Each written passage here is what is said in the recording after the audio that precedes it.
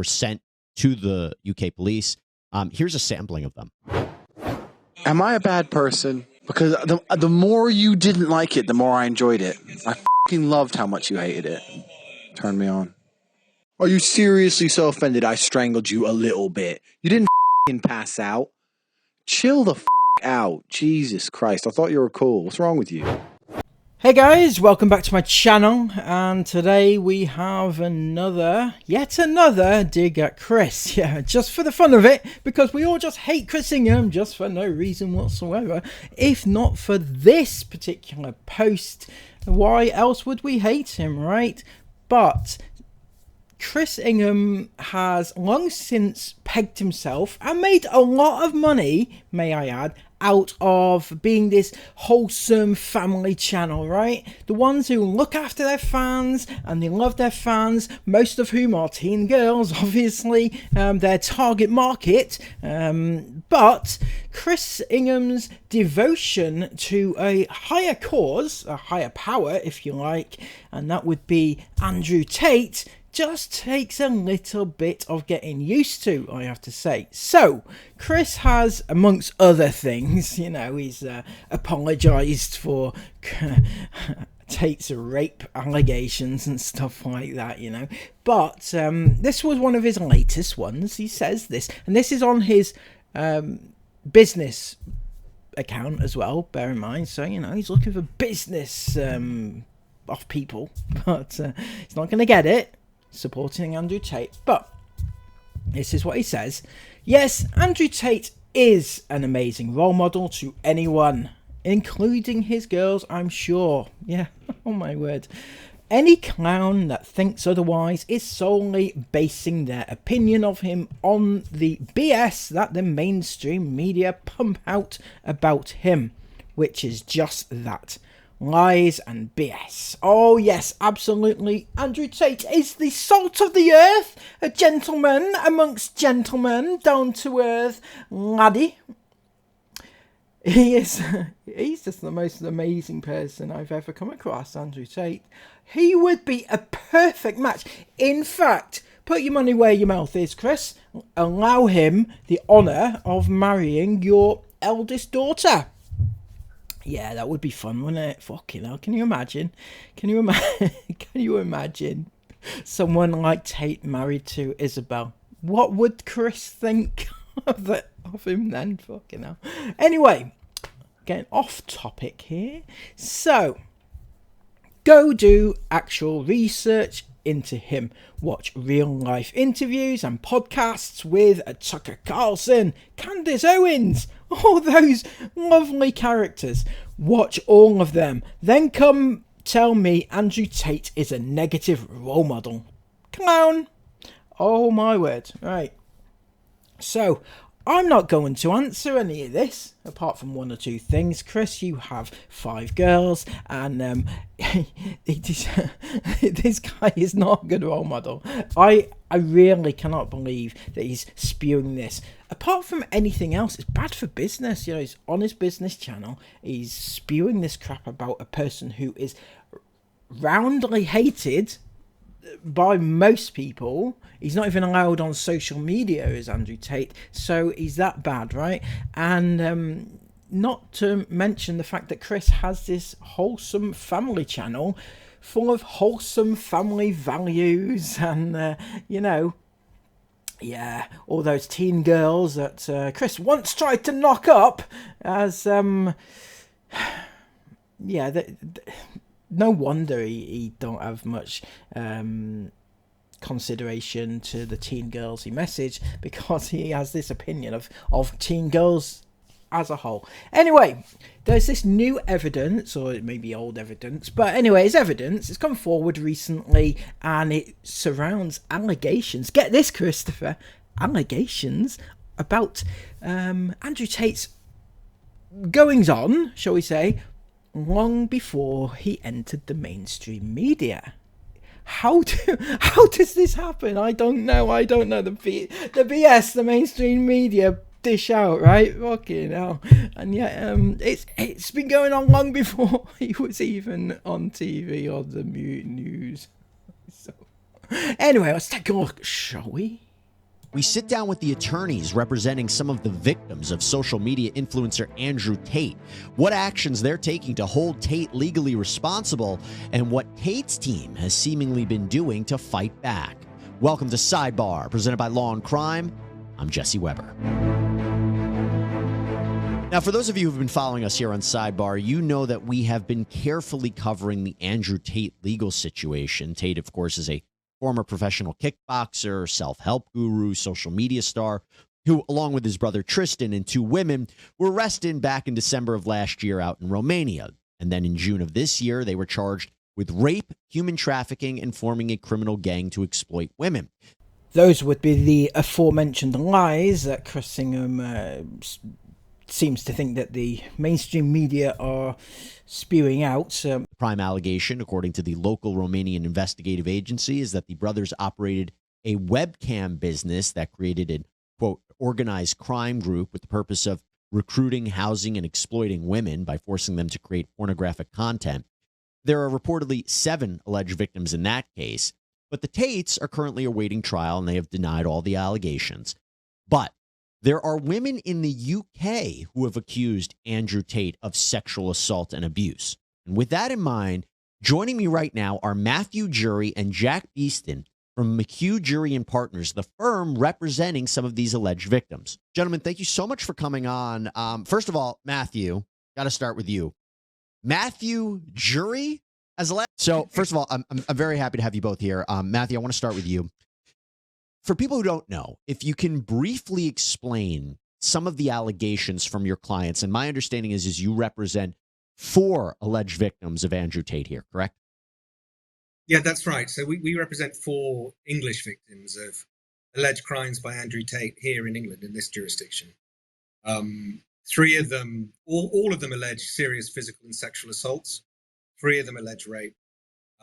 Through line between all of them, the modus operandi, the alleged modus operandi is all of them in their statements will testify to Tate allegedly strangling them to the point that the blood vessels in their eyes burst and that they lose consciousness. And in the cases of those individuals who allege rape, he would do that, then carry on having sex with them. So get that, listen to it, rewind it, listen to it until it's seeped into your head exactly what a piece of you-know-what Andrew Tate is.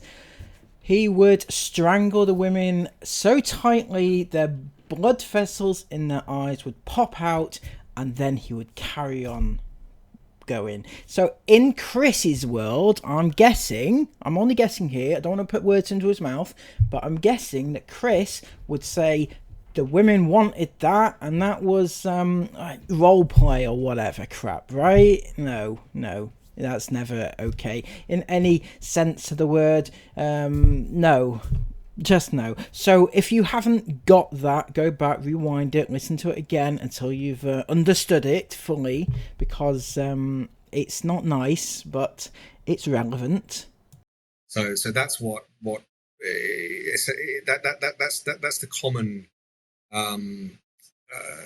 common pleading across all 4 cases. I want to go to you. Other than their accounts, what other evidence do they have to back this up? And I want to also ask you, these are 4 independent accounts, right? It's not as if these 4 accusers came forward, had a conversation with each other about or sharing details. This is their independent assessments of what happened to them, and then you're seeing that the similarities between their accounts. Let's first start there. Am I right about that? Yes, broadly you are. Two of the claimants were knew each other and experienced what they experienced simultaneously. One, in fact, was an eyewitness to alleged crimes committed against the other. So their testimonies support each other and were reported to the police. And then there are 2 separate individuals whose stories and accounts are factually different, but their experiences are similar in some fairly significant ways, as Matt explained. And just to follow up, what other evidence besides, the corroboration of these witnesses or people who've shared these similar experiences, what other corroboration do these your clients have to prove what happened to them? Sure. I mean, I have to be a bit careful about Sure. what I say because, particularly in this case, and as we've seen in America, there is a quite real threat of harassment and intimidation of witnesses and individuals who speak out against Tate.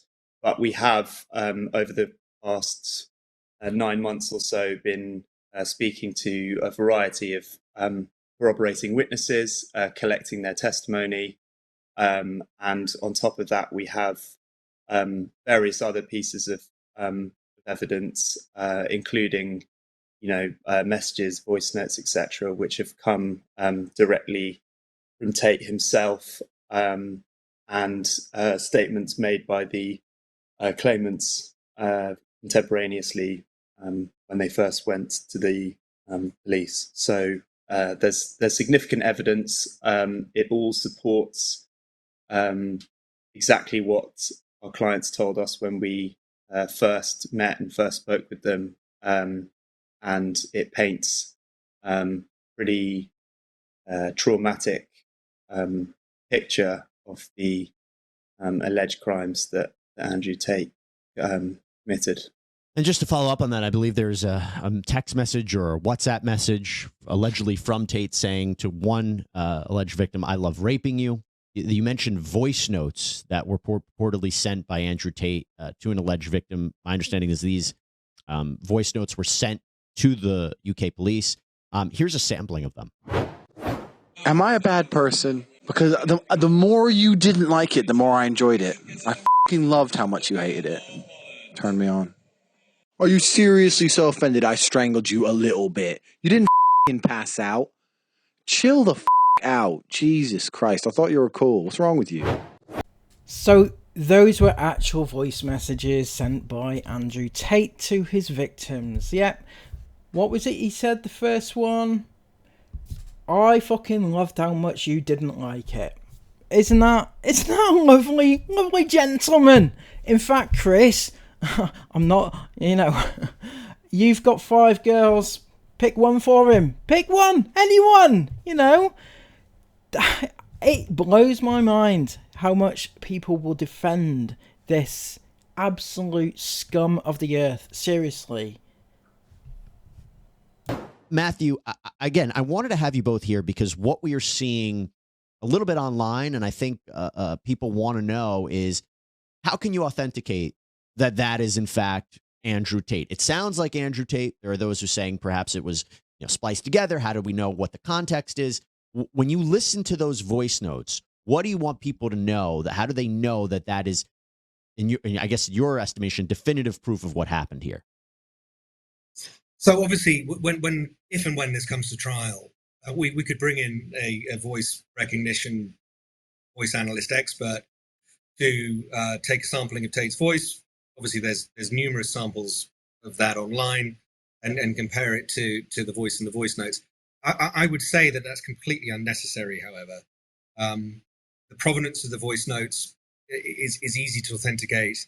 It's already been through police hands and chain of evidence. It's evidently him. This talk about, if there's talk about faking the voice, this voice note was created 10 years ago. This was at a time when that technology, if it existed, certainly wasn't available to the general public. So did we all hear that, everybody? That's right, he said this was created about 10 years ago, approximately, right? So that gives a rough timeline as to how long ago this case has been open and when he committed these crimes. And it wasn't something that was drummed up by the mainstream media. No, it actually happened before then, Chris. Please do tell us how this actually happened. Give us a rundown. Give us your insight. We await your valuable insight on this particular case, Chris. How did they come up with such a scam? It's a nonsense to suggest it's some sort of fabrication.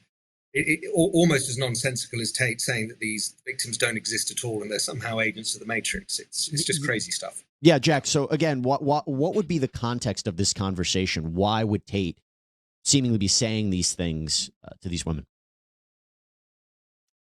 I feel as though he, without wishing to sort of act like a psychologist, he seems to. I guess my question is not to get into his mind. What was why was he saying this thing? What was being said to him? What was the conversation between him and your client or several of these clients to release these messages, to send these messages, to say these things on the voice notes? I'm not sure I understand what the conversation was about.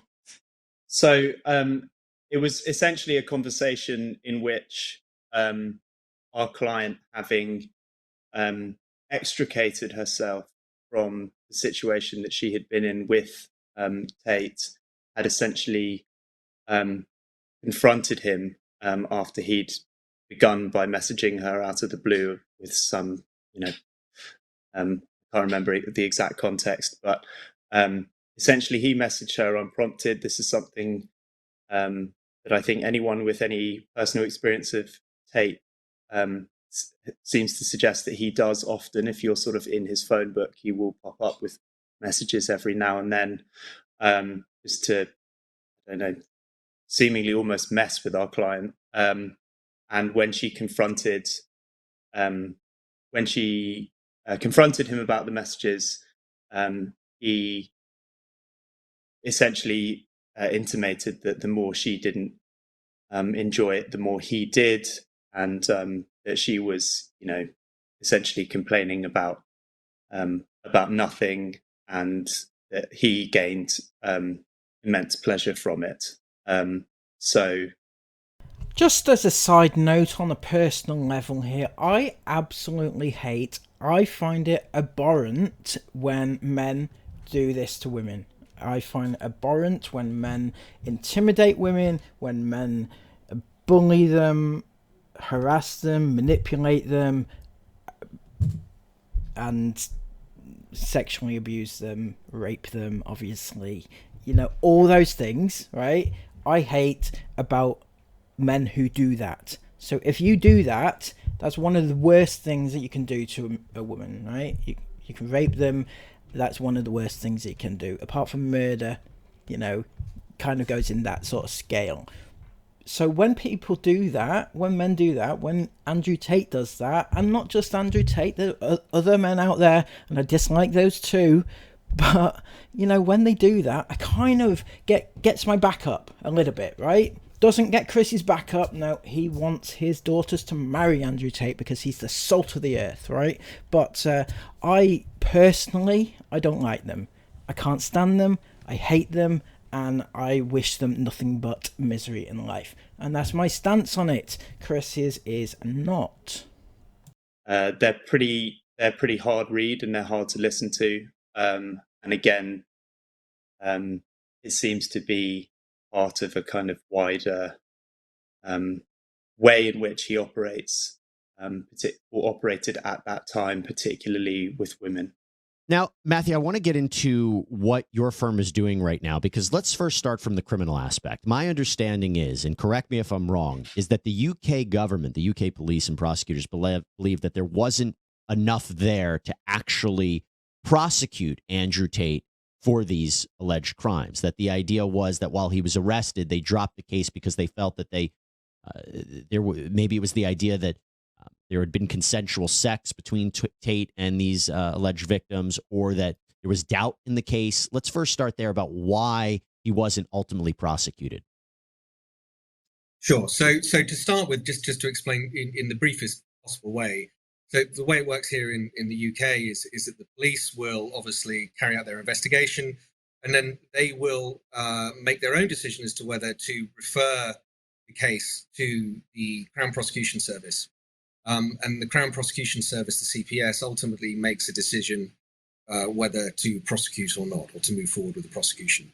To be very, very clear, we met with the police and had a long conversation with them. And one thing I can say is they were very clear to us and explicit to us that it was their view that there was sufficient evidence to warrant a prosecution, but ultimately the CPS went in another direction and they could not give us an explanation as to why. And I feel that's another important point for all those detractors who may feel that, yeah, there wasn't enough evidence, so he wasn't convicted, of course, you know, innocent until proven guilty, obviously. But what he's saying there is the police themselves believe that there was enough evidence to convict and that he was guilty of sin, basically. But the Crown Prosecution Service, who are notoriously difficult to get the required evidence, there's like a threshold of evidence, and if you can't get that, then they just drop it. It's not worth their while. They weigh up whether or not there's enough evidence to make it worth the while to go through all the procedures, because it costs so much money to the taxpayer and everything else. So if it's not worth it and there's doubt over it, then they won't bother. But the police themselves believe that there was enough and he should have. So if there's any doubt in your mind, Chris, please just drop it. The CPS has yet to give us an explanation as to why, also, despite us requesting one. All I can say is, you know, from 20 years of experience litigating, certainly in the civil courts, but also being involved in criminal prosecutions, it beggars belief that a decision was made not to prosecute based on the evidence that was available. I mean, I'm not really sure what more the CPS needs when they have an eyewitness to a rape, text messages from the suspect saying, "I love raping you," along with additional collaborative evidence. And even now, let's put it this way, to a certain extent, our clients' claims are vindicated in as much as there are now similar complaints having been made in Romania of rape and other criminality. Now, of course, you know, that trial in Romania is yet to go ahead and there's a presumption of innocence, but these are claims from 10 years ago, and claims also being made now. So what I would be saying to the CPS is I think it's time to revisit your decision. So there we have it. We confirmed that this was a case from 10 years ago, and Andrew Tate was what he is now, what he's being accused of now, was being accused of back then. So that is something that needs to be looked at without doubt. And if there was any doubt over whether or not he is what he is and whether or not it's being drummed up by the mainstream media, as Chris likes to say, I think that's pretty much gone out the window, I think, at this stage. I mean, I don't think there's an awful lot of doubt over this. The only thing I would say is that Chris will probably defend it and say, oh yes, well, you know, the women, they had sex with him and they didn't like it and now they're crying rape. Okay, that's probably what he's saying, and he's probably you know, said that to many women in his past as well. So you know, I mean, we all know Chris does not have the best track record with women or girls or teens, and he doesn't have much respect for them, but he's, you know, I think this is open and shut, really. I don't think, given the evidence against Tate, I think that we can come to the conclusion that he's a piece of shit, right? Minimum, absolute minimum, that is what he is. And maximum, send him to jail for the rest of his life. I think that would be a valid thing. So yeah, that's hopefully this will go forward and Tate will get what's coming to him because he deserves it. I hope Chris is listening to this and thinking that he's feeling a bit foolish at this stage, and you know, I doubt it, but he'll probably still defend Tate till the ends of the earth, because I'd love to know Chris's sort of defense on this, because he always says, oh, Tate is misunderstood, and you know, the mainstream media is against him and putting out all these lies about him. Well, this is not done by the mainstream media. This is a YouTube channel, Law and Crime, right? And they're quite respectable, to be fair. But they are putting this out, and they have this evidence. I don't know what to tell you, Chris. I don't know. Anyway, if you've appreciated this, please give it a massive thumbs up. Comment all your thoughts about this down below. Do you think Tate is innocent, or are you one of the few that supports Chris's decision, Chris's opinion, and thinks it's Tate is just simply misunderstood? And until next time, please subscribe to the channel if you want more. Take care of yourselves, and I'll see you again soon.